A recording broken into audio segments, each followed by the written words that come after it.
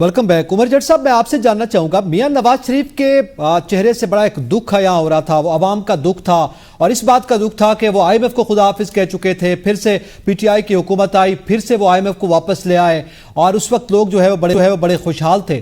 तो इस हवाले से जरा हमें बताइएगा कितनी हद तक नुकसान हुआ इस मुल्क को उनके जाने से, और जिस दुख का वो आज इजहार कर रहे थे उसके अब जो हमें नताइज मिल रहे हैं और इसका मदावा क्या है उनके पास? तजाद साहब, आज एक्सप्रेस में ना एक खबर लगी थी, वकास रिपोर्टर है, उन्होंने उनकी खबर थी कि 10 साल में पाकिस्तान से 73 लाख नौजवान चले गए हैं। तो ये इतना बड़ा फिगर है कि ये 73 लाख लोग यहाँ से बाहर गए हैं। उसकी वजह क्या है? मियाँ साहब ने जो आज बात की IMF की, मुझे बताएं कि इमरान खान की तो हुकूमत चली गई, अदम एतमाद के बाद PDM की हुकूमत बनी, वो रहे, जो निगरान हुकूमत बनी वो सबके सामने है, पूरी कौम के सामने है कि उस निगरान हुकूमत के भी जो लोग हैं अब वो इसी हुकूमत में किसी न किसी तरीके से बैठे हुए हैं। उसके बाद मियाँ साहब के छोटे भाई की फिर हुकूमत आ गई। तो ये मुझे बताएं कि आखिर कौन है इस मुल्क की सियासी तारीख का अगर आप जायजा लें तो शरीफ खानदान कितनी मरतबा इस मुल्क पर हुक्मरानी कर चुका है। मियाँ साहब किससे शिकवे कर रहे हैं? मियाँ साहब अपने आप से शिकवे कर रहे हैं, मियाँ साहब अपने भाई से शिकवे कर रहे हैं, मियाँ साहब अब किसको बताना किसको चाह रहे हैं कि IMF, और ये IMF के लिए शहबाज शरीफ साहब नहीं जाते रहे? अब अभी क्या इनकी जो डील, जो इसहाक डार साहब मीटिंग्स कर रहे हैं और एक सियासी पार्टी को जो ये बैन करने जा रहे थे, उस सियासी पार्टी के बैन करने के फैसले के ऊपर क्या इनको बाहर की जो ताकतवर लोग हैं उनकी तरफ से नहीं कहा गया? इसहाक डार को क्यों मैसेज देना पड़ा कि हम किसी सियासी जमात को पर पाबंदी नहीं लगा रहे? तो ये IMF के साथ इनको भी जाना पड़ रहा है जो इन्होंने काम किए हुए हैं। इमरान खान की हुकूमत थी तो तब जो उनकी जो अखराजात कम करने के हवाले से उन्होंने जो मुहिम स्टार्ट की थी उसके ऊपर ये लोग मजाक उड़ाते थे। लेकिन उसके बाद जब इनकी हुकूमत की खबरें अब ये जो आई, जो इन्होंने इतने गाड़ियां और जो DC और AC लेवल सब जो लोग हैं, असिस्टेंट कमिश्नर, जो डिप्टी कमिश्नर को इनकी गाड़ियां देखें आप हैरान हो जाएंगे, वो फॉर्च्यूनर्स लेकर घूम रहे हैं और वहां पर बैठकर उनकी फैमिली एंजॉय करती हैं। तो इन्होंने तो खर्चे अपने कम नहीं किए और जो कर रहे थे उनके ऊपर इन्होंने मजाक उड़ाया। तो अब IMF की बातें मियाँ साहब के मुंह से तब सजती हैं कि जब मियाँ साहब उसका कोई ऐसा हल बताएं जिसके ऊपर तमाम लोग मुत्तफिक हों। मियाँ साहब के पास अपने पास भी कोई हल नहीं है, क्योंकि अगर मियाँ साहब के पास हल होता तो वो अपने भाई को मशवरा दे चुके होते कि IMF के पास नहीं जाएंगे। मियाँ प्राइम मिनिस्टर शहबाज शरीफ साहब कितनी बार मरतबा इस बात का इजहार कर चुके हैं कि ये शायद हमारा IMF के पास आखिरी प्रोग्राम हो, शायद ये IMF के पास हमारा आखिरी प्रोग्राम हो, लेकिन वो आखिरी प्रोग्राम खत्म ही नहीं हो रहा। इनकी 5 साल हुकूमत हो, इसके बाद इनको मजीद 5 साल दे दें, ये आपको IMF के साथ जुड़े हुए नजर आएंगे, क्योंकि प्लान्स ही नहीं है। उसके भी फिगर्स देखें ना, बड़े मुख्तलिफ हैं। 2013 में इनकी हुकूमत में जो हमारे करंट अकाउंट खसारा था वो $2.5 अरब था, और जब 2018 में इनकी हुकूमत गई तो इनके 5 साल में वो $19.8 अरब पे पहुंच गया। तो सीधा हमने देखा कि तकरीबन $17.84 अरब का तो करंट अकाउंट खसारा था। इसी तरह हमारी बरामदात का और दीगर फिगर्स हमारे सामने आ रहे हैं। तो जाहिर है वो फिर खुदा जाने किस बुनियाद पर ये बात हो रही है, लेकिन चलें इसकी बात करेंगे, लेकिन आगे बढ़ते हैं। मरियम नवाज, आप बताइएगा, आज बड़ा अजीब गरीब हुआ हमारे अदालती निज़ाम में कि लतीफ़ खोसा साहब जाते हैं दरख्वास्त देकर कि जनाब हमारे केसेस से चीफ जस्टिस साहब अलग हो जाएं, और वो दरख्वास्त ही कबूल नहीं की जाती। क्या ये पहले भी इसकी प्रेसिडेंट मौजूद है कि सिरे से दरख्वास्त ही कबूल ना की जाए?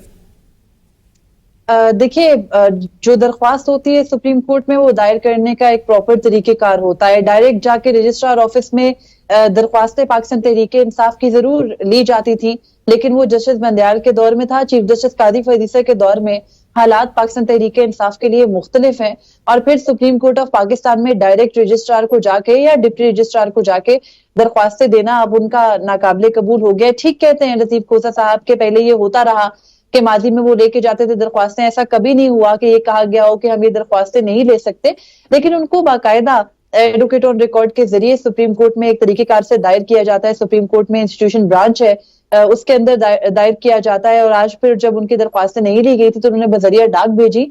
तो यही तरीकेकार है सुप्रीम कोर्ट के अंदर। PTI का गिला जायज है, माजी में उनकी दरख्वास्तें उसी दिन लगती भी रही, रजिस्ट्रार ऑफिस से भी बराह रास्त ली जाती रही, अभी भी ऐसा होता है। लेकिन शायद जो आज उनका गिला है या जिस किस्म की दरख्वास्तें वो ले जा रहे हैं, इससे पहले भी वो चीफ जस्टिस कादी फरीसा के ऊपर एतराज कर चुके हैं, और चीफ जस्टिस भी अपने बेंच के अंदर मुख्तलिफ मौकों पर कह चुके हैं कि जिसको एतराज है वो सामने आकर बोले। تو پاکستان تحریک انصاف کے وکلا جو کہ عمومی طور پر ہوتے ہیں سپریم کورٹ میں، وہ چیف جسٹس کے بینچ میں جا کر بھی ان کے سامنے اپنا گریونس رکھ سکتے ہیں، اور لطیف کھوسہ صاحب جیسے سینئر وکیل پھر وہ ممبر پارلیمنٹ بھی ہیں، تو وہ جا کر اگر اپنا گریونس رکھیں گے تو ضرور عدالت ان کو سنے گی۔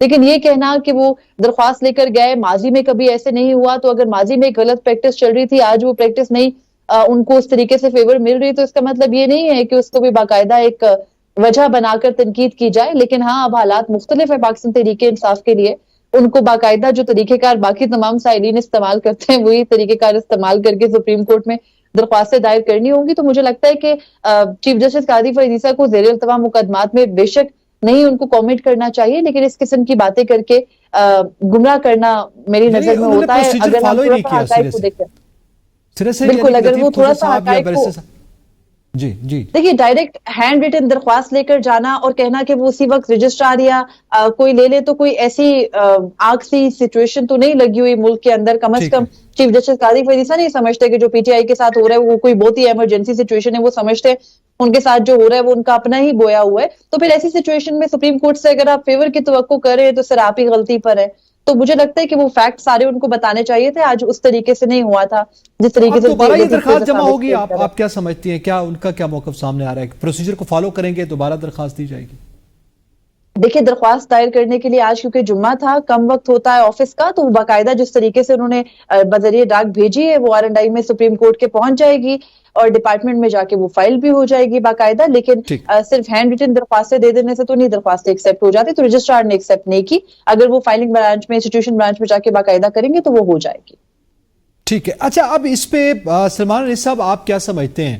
ویسٹر گوہر نے بھی یہ بات کی ہے، انہوں نے کہا ہے کہ جناب القادر ٹرسٹ کیس میں جو آبزرویشن ہے وہ ظاہر ہے جو کیس سپریم کورٹ کے سامنے نہ ہو اس پہ آپ ایک بات کر رہے ہیں، گفتگو کر رہے ہیں، تو اس حوالے سے وہ کہتے ہیں کہ ہمارے بڑے شدید تحفظات ہیں، ہمارے کیسز چیف جسٹس صاحب جو ہیں وہ مداخلت کریں یا ان کو الگ ہو جانا چاہیے۔ تو اب پھر ساتھ انہوں نے یہ بھی کہا کہ یہ درخواست جو قبول نہیں کی گئی یہ بہت سے سوالات کو جنم دیتا ہے۔ تو آپ کیا سمجھتے ہیں کہ ایک جانب تو یہ معاملہ ہے لیکن اس میں دو باتیں ہیں، ایک تو درخواست کے پروسیجر والا معاملہ ہے جیسے مریم نے اس کو کلیئر کیا، لیکن جو آبزرویشن دی جا رہی ہے کیس کے میرٹس کے حوالے سے وہ بات کر رہے ہیں، ان کے یہ تحفظات کس حد تک جسٹیفائڈ ہے؟ جسٹیفائڈ نہیں ہے۔ دیکھیں، اب جو جسٹس قاضی فائز عیسیٰ والا معاملہ ہے، پی ٹی آئی کو میرا خیال ہے تھوڑے دنوں کے لیے اگر یہ خاموشی اختیار کر لیں اور یہ جو وقت گزر رہا ہے اس کو گزار لیں، because he is not going to stay here for a longer period of time, and آگے آنے والے دنوں کے اندر کچھ پتہ نہیں ہے کہ ہو سکتا ہے کہ وہ اپنی ٹرم ختم ہونے سے پہلے ہی اپنے عہدوں سے دستبردار ہو جائیں۔ تو جو یہ پی ٹی آئی کی ابھی تک کی جو پوری کیمپیننگ ہے اس کی مجھے کوئی وجہ سمجھ میں نہیں آتی۔ Why do you want point out fingers on a person who's already leaving, apparently, allegedly. ابھی تک کوئی ایسی بات سامنے نہیں آئی کہ جسٹس جو ہیں وہ اسٹے کریں گے اور اس کے بعد پی ٹی آئی کے لیے مزید مسئلے مسائل ہوں گے۔ That is number one.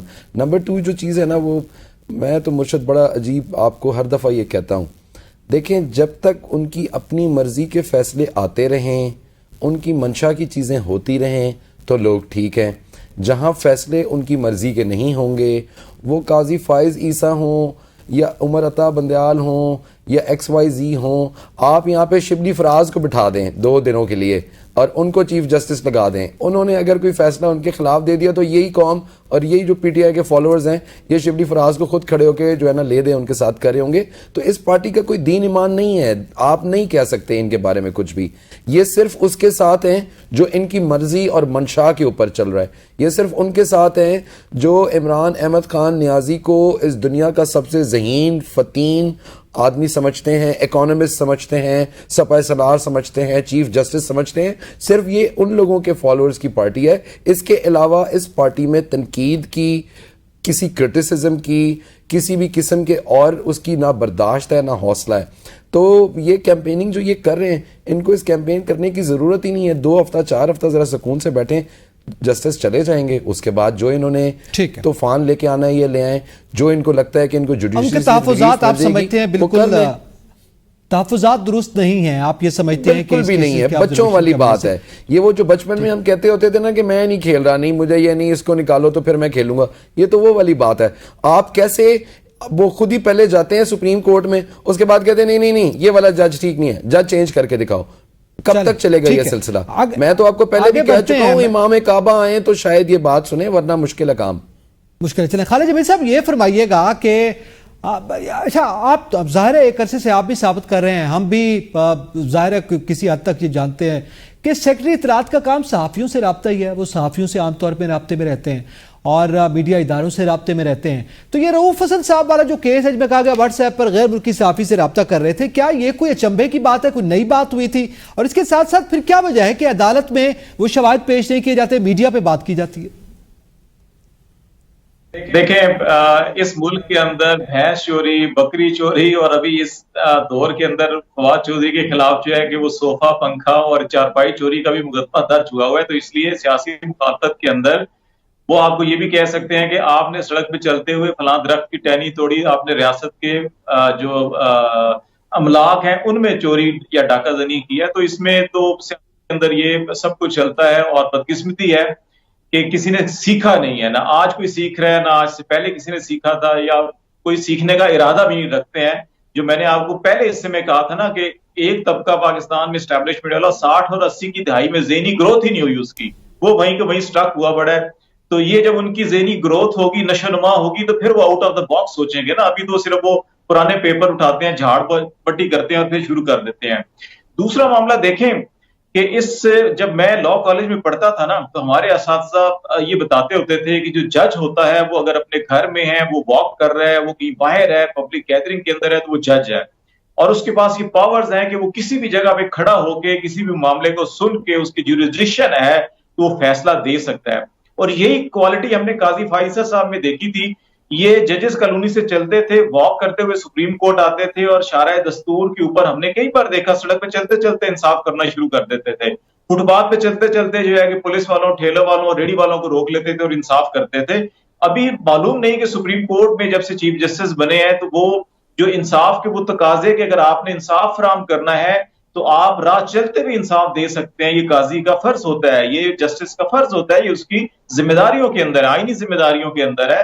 لیکن اب جو ہے کہ آپ فارمیلٹیز کے اندر پڑ چکے ہیں. آپ یاد کریں کہ 22 یہ جو اپریل 2022 تھا تو چیف جسٹس کے گھر کون کون گیا تھا, اور گھر کے اندر ہی انہوں نے بات سن کر پھر جو ہے کہ آج خود نوٹس لے کے اور سماعت کی تھی, 5 اپنی بینچ بیٹھ گیا تھا. تو یہ چیزیں جو ہے کہ ہمیں دیکھنی چاہیے کہ یہ نہیں ہو سکتا کہ ہمیں اگر کسی کے خلاف کوئی بات کرنی ہے یا فیصلہ کرنا ہے تو پھر ہم گھر میں بیٹھ کے بھی عدالت لگا لیں, اور اگر ہم نے کسی کو انصاف کی فراہمی میں رکاوٹ پیدا کرنی ہے تو ہم عدالت میں بیٹھے ہوئے بھی کہیں کہ نہیں آپ کی بایا جو ہے کیوں آ رہا ہے یا بایا جو ہے فلاں آئے.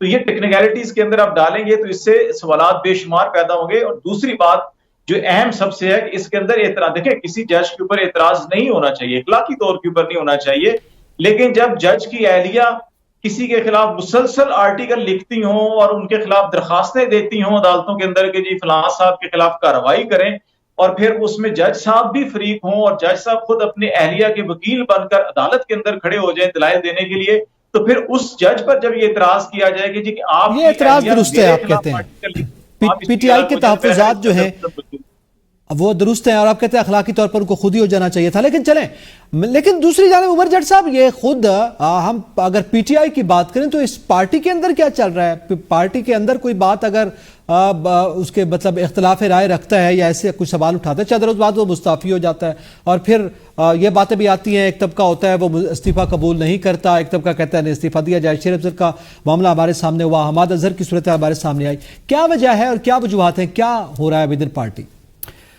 اتزاد بھائی, اس بات پر آپ کے سوال کا جواب دینے سے پہلے نا میں ایک لائٹر نوٹ پہ سلمان بھائی کی بات جو انہوں نے کی اس پر کامنٹ کروں گا کہ میں سارا دن لوگوں سے ملتا ہوں, اسلام آباد میں بہت سی جگہوں پر بیٹھتا ہوں, تو اب مجھے آج سارا دن میں آج بھی لوگوں سے ملا تو ایٹ لیسٹ کم از کم سلمان بھائی ان میں سے, مطلب آج مجھے جو لوگ ملے ان میں سے ہیں جو اس بات پر یقین رکھتے ہیں کہ قاضی صاحب جو ہیں وہ اپنے ٹائم پر چلے جائیں گے.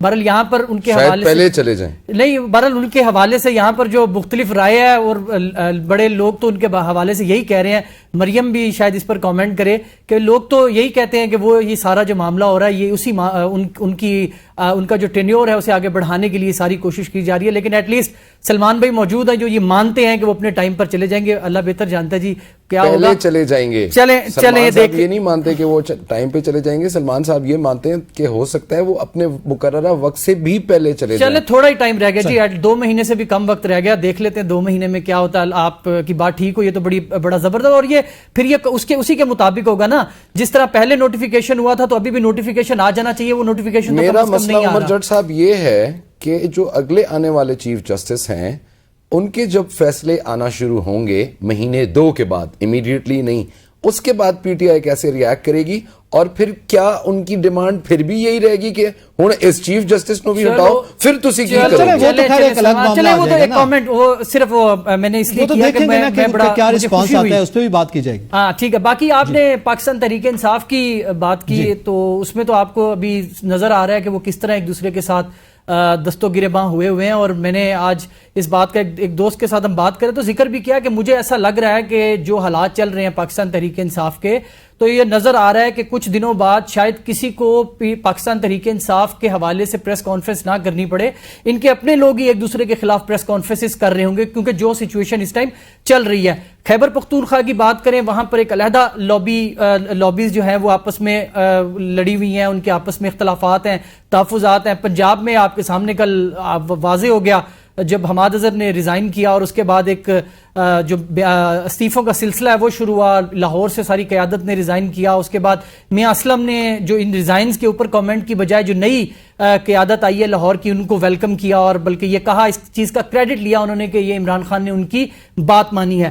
خیبر پختونخوا میں جو شکیل احمد صاحب ہیں, آپ نے دیکھا انہوں نے ان کا بھیج دیا گیا سی ایم کے پی کے کی جانب سے کرپشن کا لگایا. جی اس کو انہوں نے وہ بنیادی طور پہ جو خبر سامنے آئی ہے نا وہ یہ ہے کہ شکیل صاحب 2 ہفتے پہلے عمران خان سے جیل میں ان کی اڈیالہ جیل میں ان کی ملاقات ہوئی, جہاں پر انہوں نے اس بات کا اظہار کیا کہ وہ اپنی منسٹری کا سی ایم سیکٹری بدلنا چاہتے ہیں, لیکن وہ سیکٹری سی ایم نہیں تبدیل کر رہے.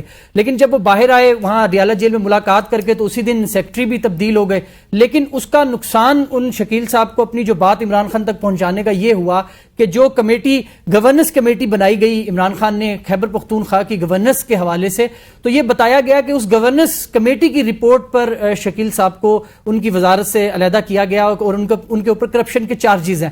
تو لیکن جب ہماری اس گورننس کمیٹی کے ممبران سے بات ہوئی تو پتہ یہ چلا کہ ابھی تو انہوں نے کوئی ایسی فائنڈنگ بھی نہیں دی. تو یہ پھر اس کے بعد آپ نے دیکھا کہ ان کے حق میں بھی خیبر پختونخوا کی قیادت جو ہے وہ کھڑی ہوئی, ان کی مخالفت میں بھی. تو یہ جو سلسلہ ہے یہ بڑھ رہا ہے, یہ رک نہیں رہا, یہ کسی جگہ پر کا شکار ہے. آپ یہ کہہ رہے ہیں یہ اس میں ابھی نظر یہ آ رہا ہے کہ جو وفاق میں لوگ بیٹھے ہوئے ہیں, جو یہاں پر جو لیڈ کر رہے ہیں, جو عمران خان سے ملاقاتیں بھی کر رہے ہیں, ان کی پالیسیز یا ان کے بیانات کچھ اور ہیں. خیبر پختونخوا میں ایک علیحدہ سے سسٹم چل رہا ہے, پنجاب کی قیادت اور پنجاب کے حوالے سے جو ایک علیحدہ نظام چل رہا ہے. تو اب اس میں یہی شکایت کی لکیر واضح ہو رہی ہے. آپ عمر جٹ صاحب بالکل آپ نے واضح کی with in P T I بھی ایک تقسیم ہمیں دکھائی دے رہی ہے, اور اس کی کیا وجوہات ہے اس پہ ہم بات کریں. اور اس کے ساتھ ساتھ جہاں پہ سیاسی جماعتوں کا یہ حال ہے وہاں پہ عوام کی کیا صورتحال ہے, بات کریں گے. ایک بریک کے بعد ساتھ رہیے گا.